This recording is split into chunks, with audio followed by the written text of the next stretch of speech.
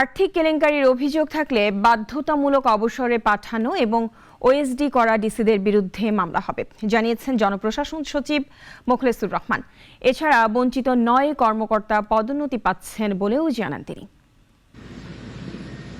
ক্ষমতাচ্যুত আওয়ামী লীগ সরকারের ১৫.৫ বছরের শাসন আমলে বিগত ৩টি বিতর্কিত নির্বাচনে যারা জেলা প্রশাসক বা ডিসি হিসেবে রিটার্নিং অফিসারের দায়িত্ব পালন করেছেন, এমন শতাধিক কর্মকর্তার অনেককে দায়িত্বহীন বা ওএসডি করার সিদ্ধান্ত নেয় অন্তর্বর্তীকালীন সরকার।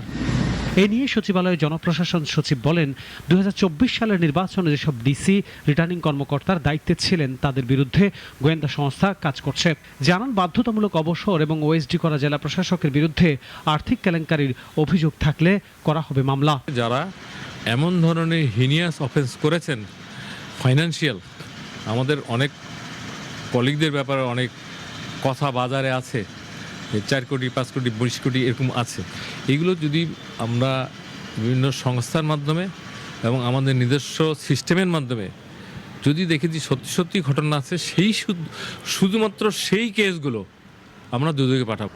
বিভিন্ন মন্ত্রণালয়ে এখন অতিরিক্ত সচিবের দায়িত্ব রয়েছেন এমন আরও 9 জন বঞ্চিত কর্মকর্তাকে শিগগিরই সচিব করা হচ্ছে জানিয়ে জনপ্রশাসন সচিব বলেন, তাদের অধিকাংশ প্রশাসনের সর্বোচ্চ পদ পাওয়ার যোগ্য ও বঞ্চিত। এরা অধিকাংশই বঞ্চিত এবং যোগ্য। শুধু বঞ্চিত হলেই হবে না, সচিব হলে একটা মিনিস্ট্রি চালাইতে হবে। তারা অধিকাংশই বঞ্চিত ছিলেন এবং যোগ্য, এবং কেউই চুক্তিভিত্তিক না, সকলেই চাকরির ভিতর থেকে সচিব হচ্ছেন। বর্তমানে পরিকল্পনা কমিশন, জাতীয় সংসদ সচিবালয়, বাণিজ্য মন্ত্রণালয় সহ 10টি মন্ত্রণালয় ও বিভাগ সচিবহীন। আনোয়ার হোসেন, নাগরিক, ঢাকা। কোটি মানুষের আস্থার ভালোবাসায় 11 বারের মতো দেশের 1 নম্বর রেফ্রিজারেটর ব্র্যান্ড ওয়ালটন।